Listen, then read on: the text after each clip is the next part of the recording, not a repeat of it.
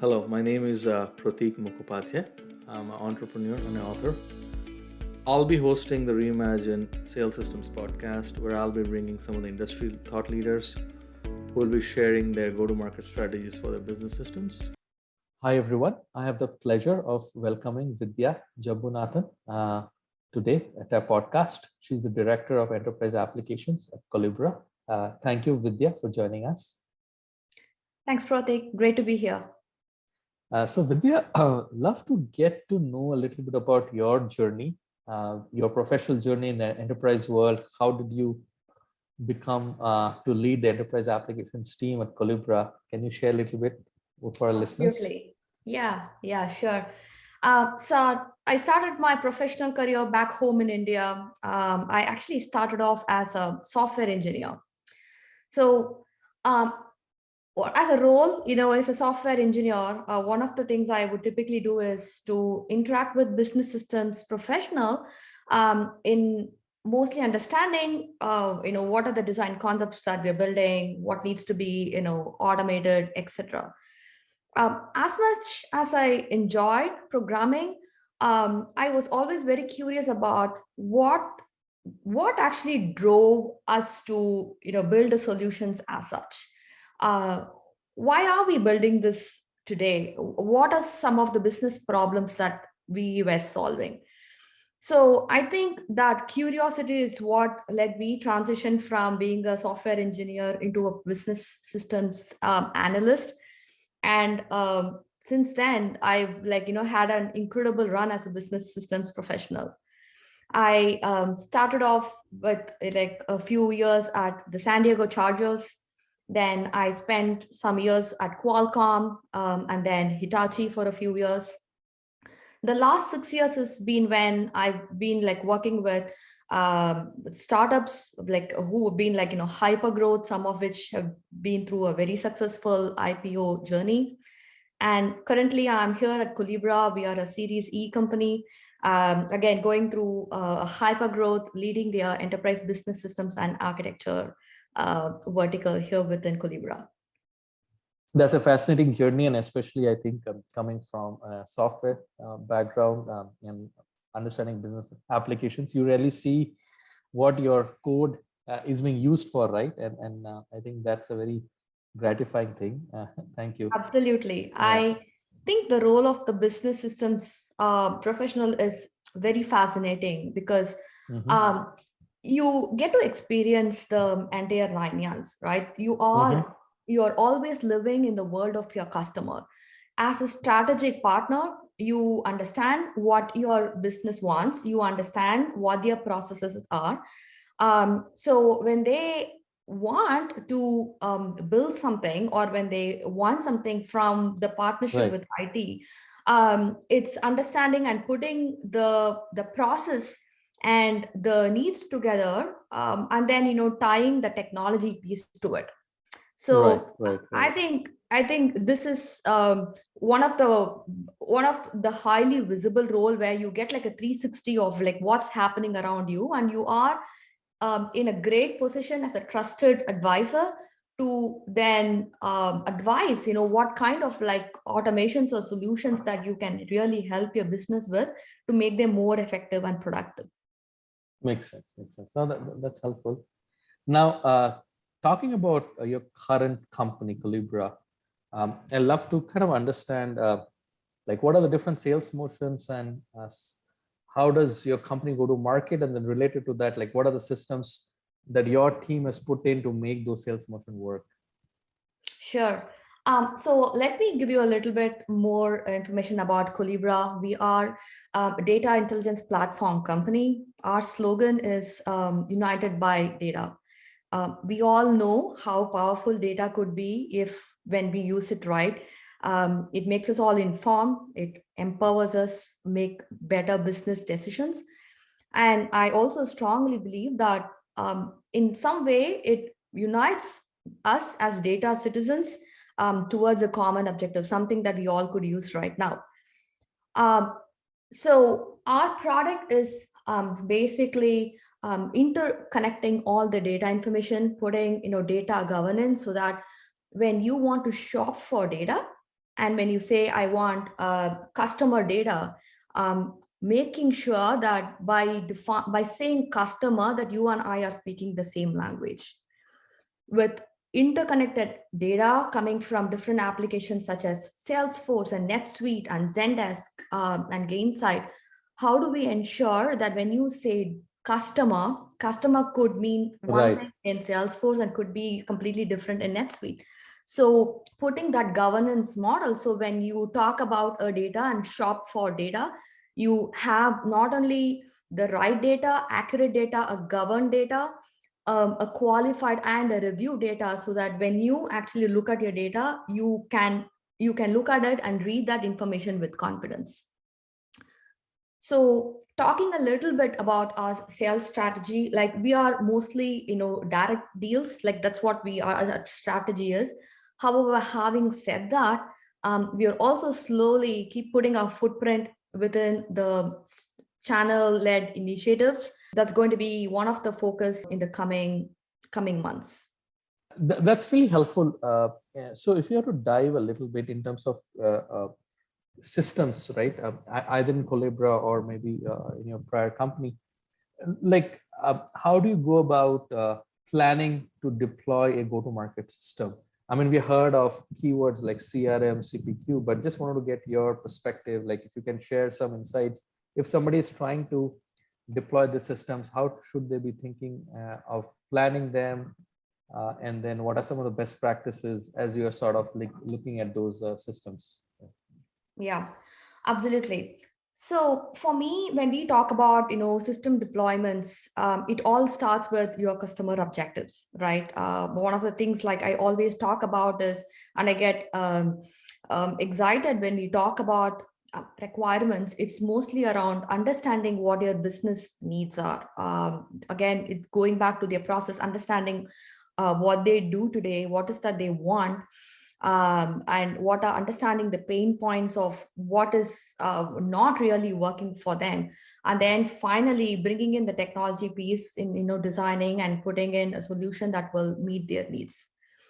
Now, when we talk about system implementations, currently I can talk a little bit about some of the initiatives that we have going on here at Calibra. Right, since the time I came on board, there have been focuses all on Salesforce and CPQ, all revenue impacting sales centric applications. Now, when we talk to our customers and hearing like what are some of the things we can help you with, like what is working well, what is not working well, you can see like most of these are like process, it works certain way, there are some pain points, things that we can do differently. But as IT, how can we actually along with that process, how can we actually tie that to the solution and build automations and workflow to minimize the number of like manual steps that a salesperson is doing today in the system? So it starts all with clearly understanding and getting in a buy-in from the business that this is a priority, that this is a problem that we are looking to solve, and then getting their support all the way from the beginning, to make sure that they're giving us their time and their commitment to help us educate us on their process. And then along the journey of development, requirement gathering and design and stuff, keeping them informed and keeping them aligned on what we are building for them. And as you go through the journey of like keeping them again involved in testing and communication and training, I cannot stress more about this. As much as we talk about building automation, yes, we can build all the sophisticated world-class solutions, automations in the system, but at the end of the day, if there is no adoption, then everything goes waste, right? So ensuring that you train your business, you communicate, put in change controls to educate them that today when you go in the system, things are going to look very different, and how do we arm them with the right tools and resources that they not only know what to look for, but are comfortable and they know where to go to if they run into challenges. So working with the business all along the journey, keeping them aligned, getting their support, I think is one of the key factors in any successful deployment. That's a really good insight. Thank you. Now, uh, in terms of challenges, right? Whenever people are looking to plan a large transformation projects, and these could not just be on CPQ or CRM or business systems for sales, but any broad best practices. I know you touched upon adoption, you touched upon stakeholder communication, but as people are planning some of these large projects, from your current or prior experience, any such lessons learned that people should not do, or any best practices that you want to share? Yeah, I think something that I've learned, especially working in in small size startup where when things move really fast, we often focus on execution. But something to always keep in mind is communicating and over communicating to the business as to what's in this for them. At the end of the day, we are building all this for the business, but without their support, this is not going to be successful. Making sure that we have champions from the business team who can socialize this and communicate to their teams to help with adoption. So I think that's been a key thing that we here adopted here at Collibra right from day one. Um, uh, just communicating that to the business, telling them clearly as to why are we doing this, what actually prompted us to get into this transformation journey, and how are you going to be benefited, how are you going to be impacted, what does that mean to you as an individual, as a business salesperson, right? So that has been like critical for us to ensure that there is no silos within the organization, there are no surprises in the organization when we roll out something massive at this scale. Okay, that's really insight. So let's take a step back in 2020. 2020 was a very interesting year. We had COVID.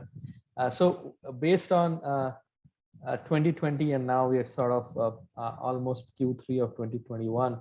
Like, what are some of the priorities you have internally in your company, and did it get impacted at all with what has happened in the last few years? Definitely. 2020 is was definitely an interesting year. That's also a year when I actually moved to Collibra. So being a part of a fast-paced company with lots going on, and then being remote, and then understanding what are some of the priorities is definitely a challenge. But here at Collibra, it turned out, it worked out pretty well. Right from, day one, a number of things actually worked out pretty well. We had very strong support from our leadership team. We had very strong support from our business team in understanding what are, some of the things we should be focusing on, what should be our priority. So again, going back to priorities, the way I like to think about priorities are like, the three P's. What are like the products that we should be focusing on? Again, the people portion. Do we have enough headcount, to deliver all these priorities that the business is asking for? And then finally, the process.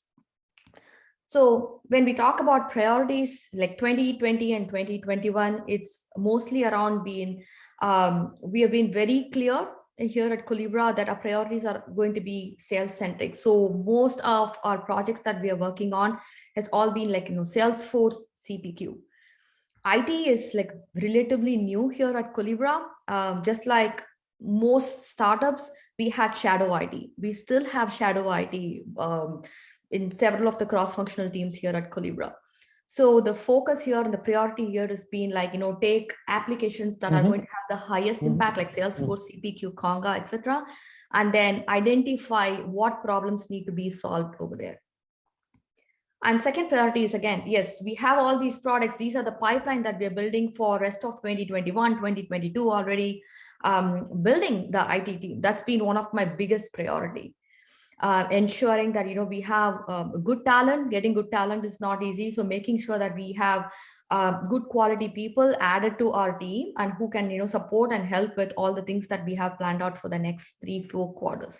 Makes sense. Makes sense. So now we are almost the end of our conversation, Vidya. Really appreciate everything. What would you recommend somebody who is starting their career? What are some of the things that, let's say, a software developer, a business analyst kind of should do as they build a career and eventually try and become a leader like you? I would say, just be passionate about, what you do. And, don't be afraid to ask questions. Just be curious.